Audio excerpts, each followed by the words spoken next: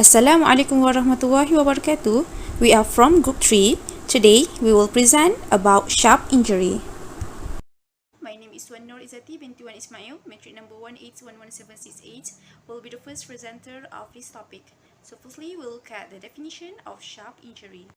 According to Centers for Disease Control and Prevention 2019, sharp injury can be defined as a penetrating stab wound from a needle, scalpel, or other sharp object which may result in exposure to blood or other bodily fluids.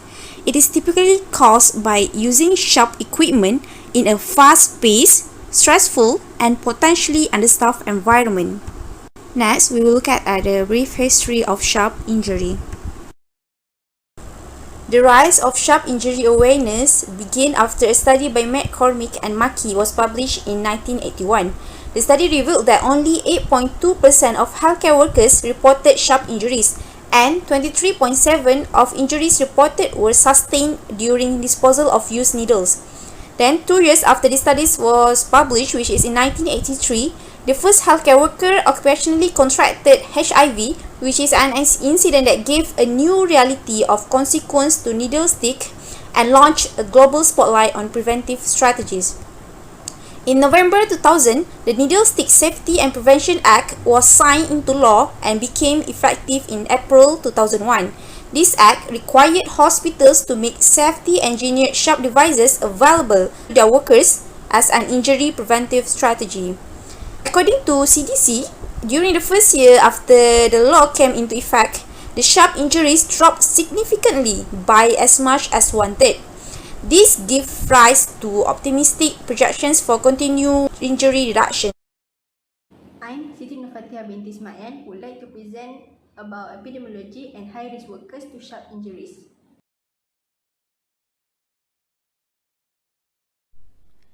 Needle stick and sharp injuries are a serious hazard of injuries that are common among healthcare workers. World Health Organization (WHO) stated that every year, about 1 in 10 healthcare workers worldwide sustain a sharp injury. This is because they frequently make contact with sharp instruments. WHO estimate about 2 million workers may experience percutaneous injury. Meanwhile, Centers for Disease Control and Prevention stated that 385,000 cases per year with average of 1,000 sharp injuries occurred every day.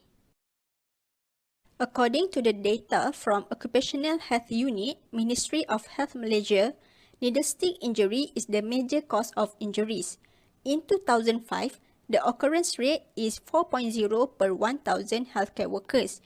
The trend shows increment in 2016, where the rate is 6.0. In hospital, ward being the most common site of occurrence, and drawing blood or fluid has the highest percentage of tasks related to needle stick injury. Healthcare workers, which directly or indirectly handle the sharp equipment, may risk themselves to sharp injuries. These are the examples of community that have potential risk to get injured. The planned precaution guideline should also consider several exposed workers, such as maintenance workers and unhealthy workers. Okay, next, my name is SYAHIDAH, metric number 1812052.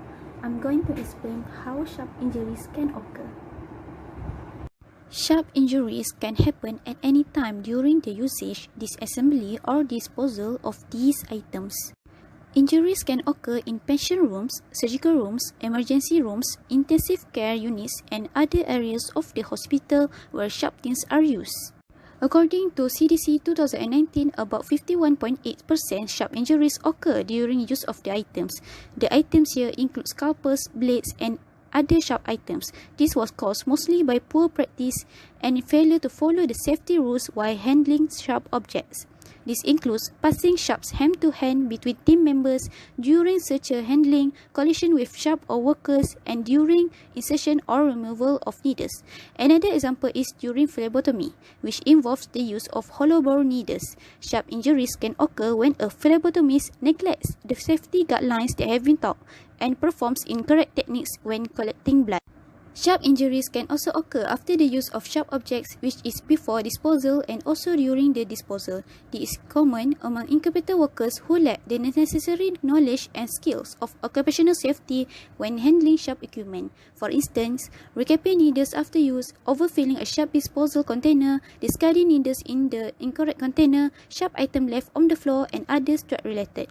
Furthermore, injuries might occur due to the lack of management review and participation in ensuring that healthcare workers are continually and knowledgeable in following safety measures. As a result, this will produce an incompetent worker who may apply unsafe practices while handling sharp items, as they did not have insufficient understanding of how to manage sharp items appropriately. I am MIRA NABILA, 1810648. So now I will continue with the infections transmitted through sharp injury. So how does it occur? Basically, it's an incidental punctures by a contaminated needles.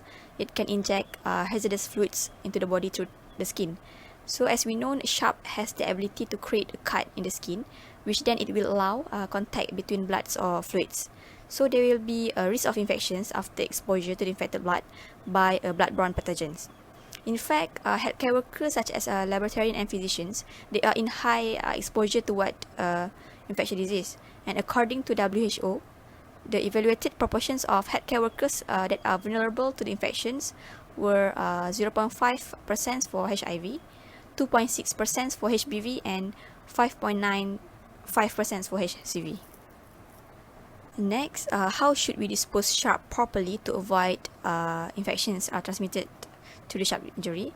First, we have to know what goes in the sharps container as well as what should not be in the sharp container.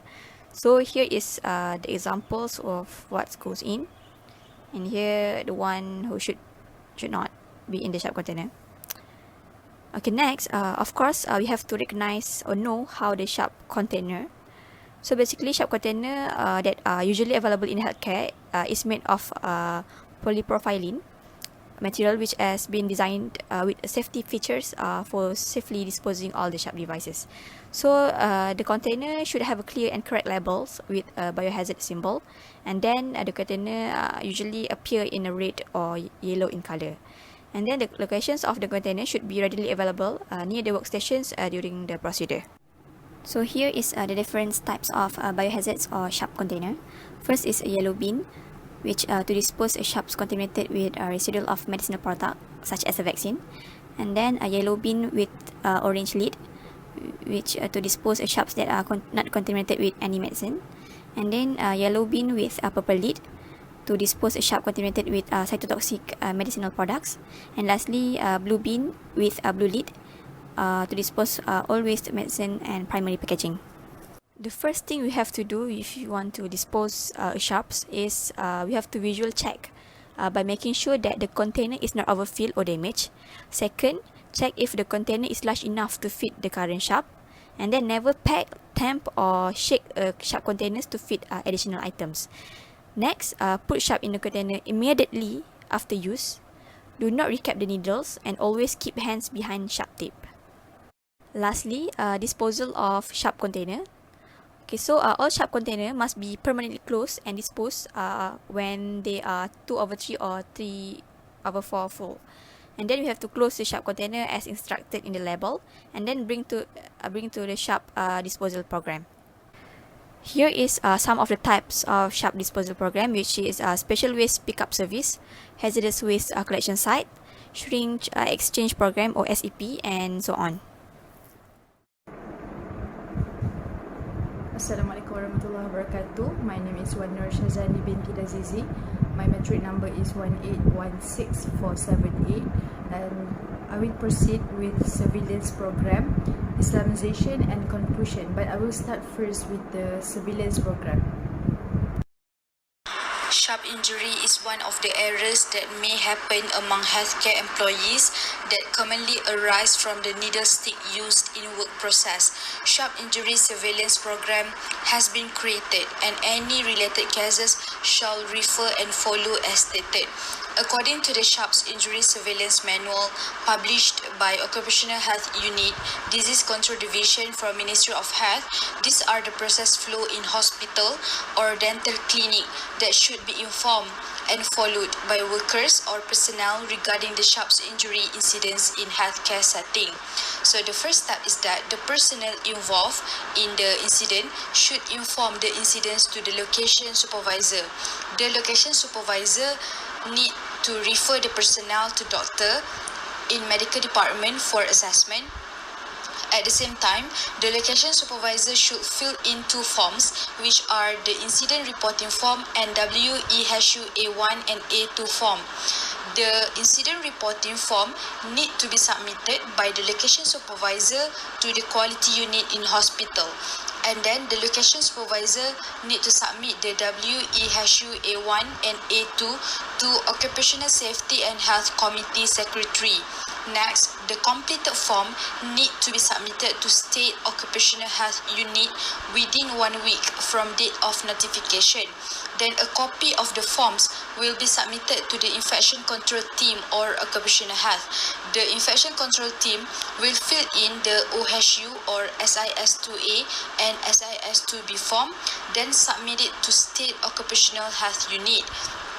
The last step is that the completed registry will be submitted to the Occupational Health Unit, Disease Control Division, and Ministry of Health by the State Occupational Health Officer. The OHU SIS2A and SIS2B, or known as Sharp Injury Surveillance Form, should be kept at the health facilities. Next is Islamization and conclusion. In Surah Al-Baqarah, verse 195, Allah said that, and spend in the way of Allah and do not throw yourself with your own hands into destruction, and do good. Indeed, Allah loves the doers of good. As we know that sharp injury is sometimes caused by ourselves, a prevention and surveillance program is needed as Allah loves people who do good and prevent destruction.